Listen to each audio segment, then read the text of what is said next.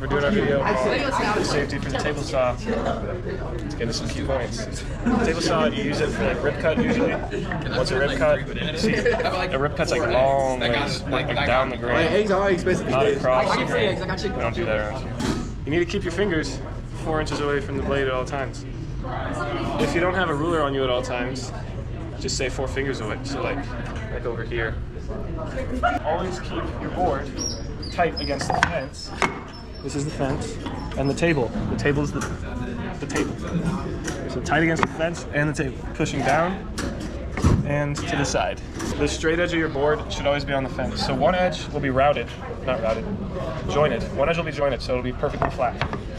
Always put that side on the fence. When you're adjusting the blade up and down, I'll show you how to do that as well. You always want to keep it about 1/8 of an inch above the wood.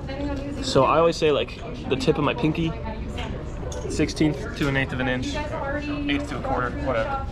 Hey, never remove the guards. I just have them flipped up to show you the blade. If for any reason you think you need to take them off, go talk to Miss Ward. Okay, saw stop. It stops the saw, so if I'm cutting and my finger touches it, and then you bleed, the saw stops so you don't cut your fingers off, hopefully. If you're cutting a board 4 inches or smaller, let's say this is 4 inches. Yeah, this is smaller than 4 inches. So if I were to cut it, oh look, my finger is gonna get less than 4 inches from the blade, so you need to use a push stick.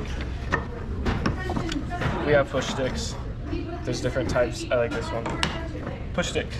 Push on the opposite corner, because if you don't, let me flip the blade up again so you can see. You push opposite corner, and if you don't, push on this corner, it's going to come off the fence. Remember how we're keeping it tight on the fence? So push on this corner. If you're doing a cross cut, which you wouldn't usually do on the table saw anyway, you want to use into these slots on the table, and it allows you. This is your new fence. So you keep it tight against this fence and the table as you're cutting. Just wow. And it also does miters. You can adjust the angle on here to do a miter cut. So you can look how mitered that is. Don't stand. What does it say? Do not stand behind the blade or workpiece. So I'm here, I'm cutting, and what if something goes wrong and it kicks back? It's gonna hit me. I'm standing behind the blade and the workpiece. So you want to stand to the side. See this yellow box? This is the kickback zone. Don't stand right here. If I'm feeding a really long piece, imagine this is like 10 feet long. I should have a helper on the other side. With my helper, all they're gonna do is support it like the table, because the table ends here. So you're not pulling, you're not doing anything, you're just lifting it up. If you pull it through, it might kick back. Always cut against the rotation of the blade. If you're not cutting against the blade, you're not cutting, because that's not how a saw works. I'll show you. The blade rotates this way, and the teeth take chunks out of the wood. If I somehow cut the other way, which you can't even do with the guard, my wood will just like fly away from me. Okay, we already said this. Stay clear of the kickback zone. Don't go in the kickback zone.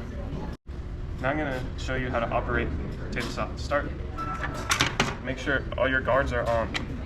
We like guards, they're important. And over here, come. Look at this. This is how you turn it on. So pulling this out would turn this on, and pushing it in would turn it off.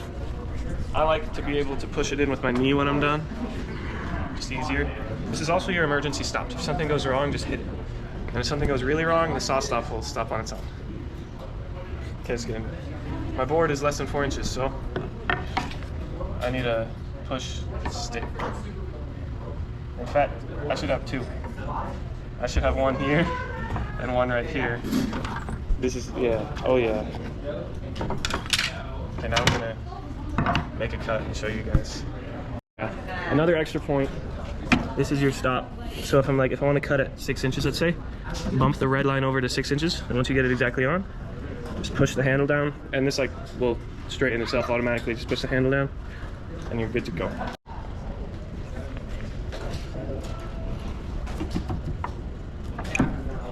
Oh.